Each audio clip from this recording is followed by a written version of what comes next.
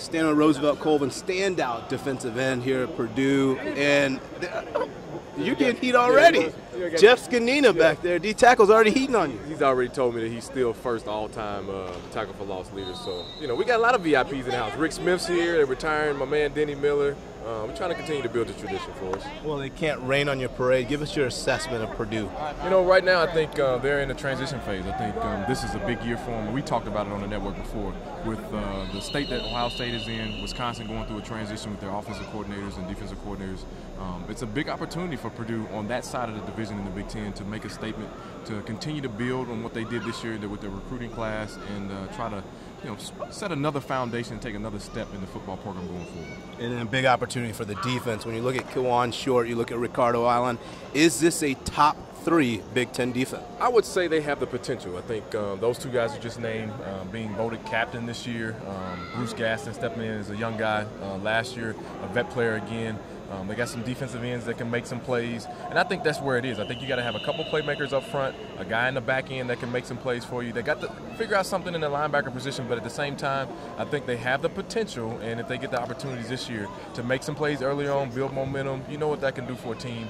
And I look forward to it. I'm always excited about my Boilermakers, and hopefully they can make the transition. Well, are you excited about the offense? Break down the offense for us. Well, first time in Coach Hope's career that he has a quarterback that is returning under center. And I think that's going to be huge. It's going to pay big dividends. They won't have to go into the season with somebody that has never played this offense or never played quarterback before. So that they got a few playmakers on that side of the ball in the receiver position that can go from receiver to a slot back.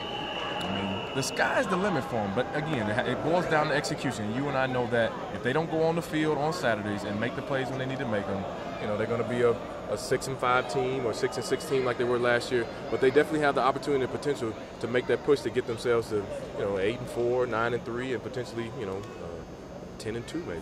Now, even Mrs. America has a few pimples, so where are the holes in this team? Well, I think you got to look at the offensive line. They got some guys that have moved on. Running back, even though they got a couple guys that are returning, with Ralph Bolden going down again last year, you got to figure out who's going to be that number 2 guy for you. You don't know when he's going to come back. You still got to get the quarterback position settled, so you got to figure out who's going to be the guy that's going to make the plays for you. I just think they need to figure out who that playmaker is going to be, and that's on the offensive side of the ball. Defensive, like I said, they got to get a linebacker, a playmaking linebacker that can go out there, lead the defense, put the team in a position to, in the right gaps, and then go out there and make tackles and make plays in transition. Let's take this off the field now. I saw you had your son run around here. By the way, he wasn't carrying the ball high and tight. What's up with that? I'm trying to get you to give him a couple lessons when we get off camera. He has his mindset. He already told me, he said, "Daddy, I want to be a professional football player." So try to get him in the environment. There are a lot of kids out here. Unfortunately, the outdoor activities got rained out. But it's a great environment that they provide, not just here, but at most of the spring games that you go to get the kids, get the families involved in what's going on, and we're just out here having a good time. That's what it's all about. Appreciate the time. No problem. So standing with Jeff Scanina, and I remember back in the '92 days, I was at Northwestern. You were the star defensive tackle here at Purdue. The one thing I always want to know is, how do we spell your last name? Zgonina. Never always sounded that easy, but when you look around here, it's full of family atmosphere. What do you like about this environment, even with the rain? It's just good that the old guys are starting to come back and start to support the team. I remember when I was here, we never had stuff like this. You never had alumni stuff coming back, or have families like this hanging out and intermixing, and it's just a good atmosphere for these young guys to see that it is a family, and it's something to look forward to. What does that say about Danny Hope and the direction of this program? Oh, I think Danny's got to go in the right way. He's a good recruiting class this year, and he's building on from last year with the bowl win and everything. And, I think it's a bright future here for us. Well, I'm going to let you be an analyst now. Kiwan Short, obviously a lot of upside. What are his strengths as a player? I haven't really watched him yet. I went down there with Rosie. We were watching one-on-one pass rush. He seems quick. He's got good feet, it looks like, and good hands. We'll see what he does this fall. What do you think about the offense? Where are they at? I don't know, man. It's the first time seeing it. I watched a little bit last year. It seems like it's a high-powered offense. I was told they got some good skill players. And we'll see if the O-line can hold up. I heard they were kind of dinged up a little bit last year and this spring, and as long as it all gels together this fall, they should have a good shot. And what do you say about, you played 10+ years in the league, right? What do you see for these guys as far as now having a chance to go to the next level?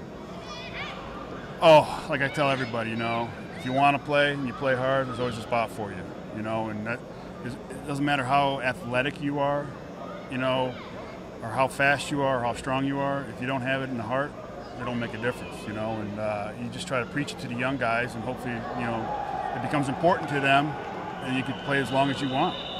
Now, when I said Rosevelt Colvin, I was interviewing him, I said standout defensive end. You kind of laughed. Is that not the case with Rosie's game?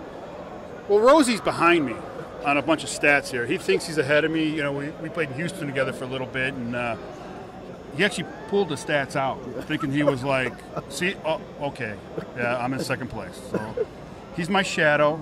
On, you know, he's got me on sacks, but I wasn't a sack guy. I mean, who cares about sacks, right? You know. But the tackles for loss, he is behind me. There's a couple other ones he's behind me on. So I always make sure he knows that. Yeah, you got to constantly remind him when you guys you know, held Rosie, down. You have to remind Rosie. You know, he thinks he's on top of the world with everybody. Yes, he does. Well, I appreciate the time. Oh, thank you. We're joined by former Purdue All-American Matt Light. Matt had a chance to observe the spring scrimmage. Unfortunately, the spring game had to come inside because of the weather, Matt. But give me your impressions of what you saw and this Boilermaker club for the coming season. Well, it looks like the guys probably got a little physical all camp, you know. I think spring ball is traditionally a time where, you know, guys are trying to prove themselves, and I know the practices were tough, so they might have been a little tired out there from the entire spring experience, but overall I thought they were very competitive, and, you know, there's a lot of young faces, a lot of guys that got some playing time last season. They're going to continually get better and probably improved a lot this spring, and hopefully they'll go out there with a good attitude and a lot of togetherness for the season upcoming. Right, from my observation as well, looked very physical, very spirited, but you saw guys, you know, helping each other up and smiling and really appreciating the fact that this was almost a little reward for all the things they've been through in spring ball. Yeah, you know, it kind of celebrates the end of a camp, you know, and I think that our time here, it was always a competitive event, and I think this was a little bit different because they had to move it indoors with the rain and everything else. But, you know, those guys are working hard, and I know that they put a lot of hard work in, you know, throughout the entire spring. So it was nice to see them come out here and have some fun.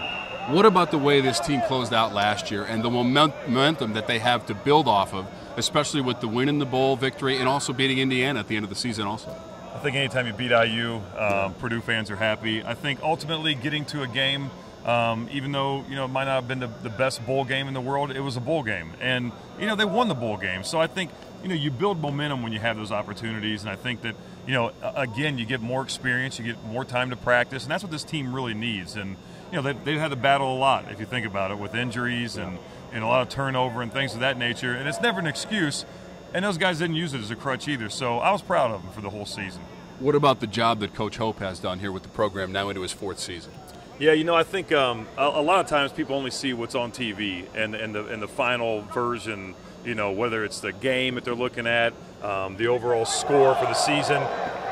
I don't really view it that way. I mean, when I come back, I see an organization that, you know, prides itself on having, you know, academic excellence, really works hard to improve the overall facilities into things. I think the strength and conditioning program has just gone through the roof. I mean, these are all the little things that you put in place to build a hell of a program. So it's been a lot of fun to be back and see all of it. And lastly, what are the great memories that have been stirred up for you, seeing your old teammates with a whole weekend's worth of events here at Purdue coming back to the campus here at West Lafayette? You know, it's a weekend that about 7 or 8 years ago we made this really big shift in kind of how we viewed the spring game. And it went from just a football game to really getting all the old guys back and the former players and really making it a weekend to celebrate, you know, the togetherness, the team, kind of get that locker room feel. So we go back to the old annex of, you know, pulling practical jokes on each other and talking about the good old days and this, that, and the other. And, you know, it's always fun to do that kind of stuff. It's fun to reminisce. You don't take time to do it enough in your day-to-day life. And I think, you know, this weekend's perfect for that. And, again, also to,